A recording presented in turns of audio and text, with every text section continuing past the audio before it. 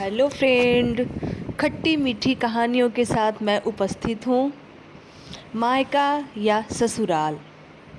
चलिए शुरू करते हैं। प्राची अभी तैयार होकर घर से निकल ही रही थी, उसकी सास मालती जी ने टोक दिया, बहू कहाँ जा रही हो? प्राची ने बहुत विनम्रता से जवाब दिया, माँ जी, पापा की तबीयत बहुत ख़राब है, माँ बहुत घबरा रही है, उन्हें देखने जा रही हूँ।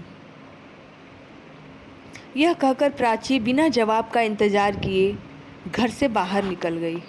मालती जी को उसका व्यवहार अच्छा नहीं लगा, लेकिन पिता की बीमारी की खबर सुनकर वे चुप रह गईं। प्राची जल्दी से घर पहुंची तो देखा पापा का खांसी की वजह से बुरा हाल था। प्राची ने माँ से कहा, मैंने आपसे पहले ही कहा था कि पापा को किसी अच्छे डॉक्टर को दिखा लेते हैं, खांसी बढ़ती जा रही है, लेकिन आप दोनों किसी की सुनते नहीं हो। तुम पापा को संभालो, मैं ऑटो लेकर आती हूँ, तो हम बड़े हॉस्पिटल चलेंगे। प्राची पापा को लेकर अस्पताल पहुँच गई। वहाँ डॉक्टर ने उन्हें एक इंजेक्शन लगा दिया, जिससे उन्हें कुछ आराम मिला। डॉक्टर ने प्राची से कहा, देखो अभी तो हम इन्हें एडमिट कर रहे हैं, कल इनके सारे टेस्ट करेंगे, उसके बाद ही ठीक से इलाज शुरू होगा। प्राची पापा को एडमिट करा कर घर पहुंची तो उसके पति अमित उसकी प्रतीक्षा कर रहे थे। अमित ने जाते ही प्राची से पूछा, कैसे हैं पापा? तुम तो उन्हें देखने गई थी, कितनी देर लगा दी? तुम्हें पता है ना माँ से खाना नहीं बनता, आज सब भूखे बैठे हैं, कम से कम पापा को सोचती अपने घर ही जाकर बैठ गई। यह सुनकर प्राची की आंखों से आंसू छलक उठे। उसने किसी तरह अपने आप को संभालते हुए कहा, पापा की तबीयत बहुत ख़राब थी, उन्हें हॉस्पिटल में एडमिट करा कर आ रही हूँ, आप सब बैठिए, अभी 10 मिनट में आप सबके लिए खाना बना देती हूँ। यह सुनकर अमित का गुस्सा कुछ शांत हुआ। उसने कहा, नहीं रहने दो खाना, मैंने बाहर से ऑर्डर कर दिया है, तुम बस माँ के लिए 1-2 रोटी सेक देना, वे बाहर का नहीं खाती, तुम जाकर नहा लो, हॉस्पिटल से आई हो। प्राची को अमित का उसकी केयर करना अच्छा लगा। वह जल्दी से नहाने चली गई। नहाकर उसने माँ जी के लिए खाना बनाकर उन्हें परोस दिया। वह जल्दी जल्दी खाना बना रही थी, उसका मन पापा की ओर लगा था, पता नहीं अब कैसे होंगे। वह फ़ोन करना चाह रही थी। सब काम जल्दी से निपटाकर वह छत पर चली गई। वहाँ उसने माँ को फ़ोन लगाया, माँ अब कैसी तबीयत है पापा की?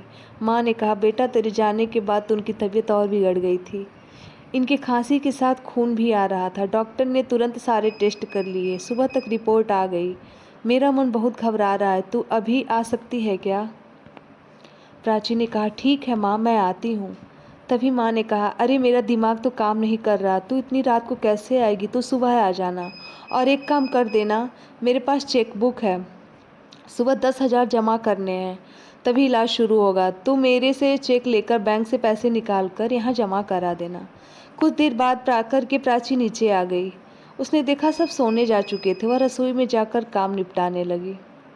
आज उसे अपना बचपन याद आ रहा था। उसके पापा कहते थे, मेरा बेटा नहीं तो क्या हुआ, बेटी है ना, इसे मैं अपने काबिल बनाऊंगा कि यही मेरा बेटा बनेगी।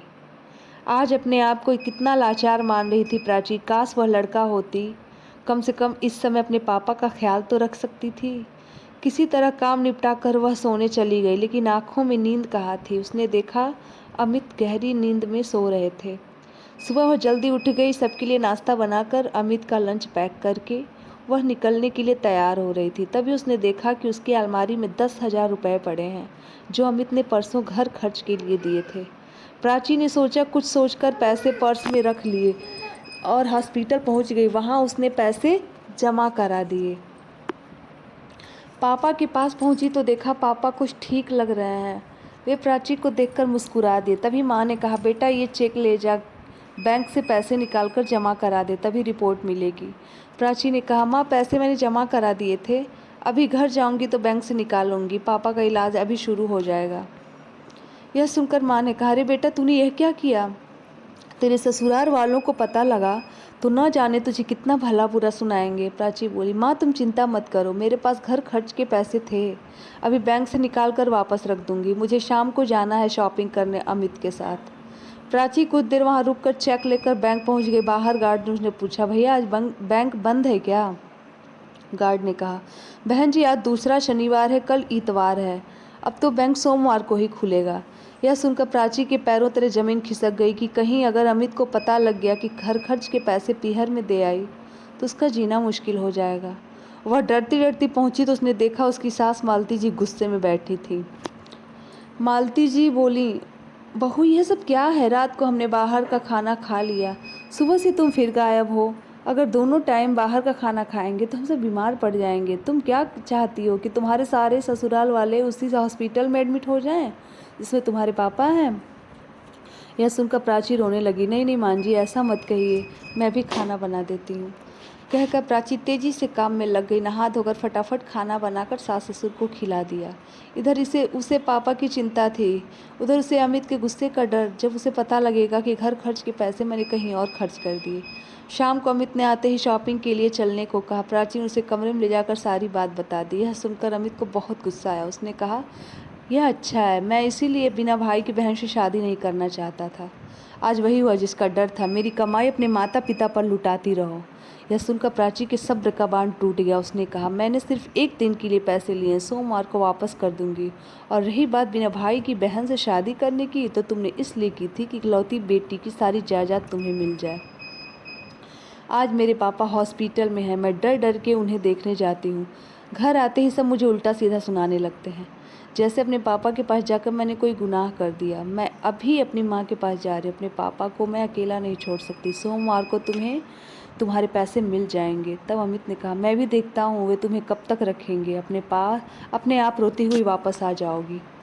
प्राची ने जवाब दिया, उसकी नौबत नहीं आएगी। मेरे पापा ने मुझे इतना काबिल बना दिया है कि मैं अपना और अपने माँ बाप का पालन पोषण अच्छे से कर सकूं। यह कहकर कविता एक बैग में कपड़े लगाकर पीहर की ओर चल दी। आज उसे ऐसा लग रहा है जैसे वह बेटी होने की कैसे आज़ाद होकर पापा का बेटा बन गई है। अब वह केवल अपने माँ पिताजी का सहारा बनेगी। अपने घर पहुंचकर उसने बैग रख दिया और सीधा हॉस्पिटल पहुंची। माँ के पूछने पर उसने कुछ नहीं बताया। उसने कहा, चिंता मत करो माँ, अमित ने मुझे यहाँ रहकर पापा की देखभाल करने के लिए कहा है। यह सुनकर माँ बहुत खुश हुई। अगले दिन पापा की रिपोर्ट आई, उसमें लंग्स में इन्फेक्शन था। उसी समय उनका इलाज शुरू हो गया।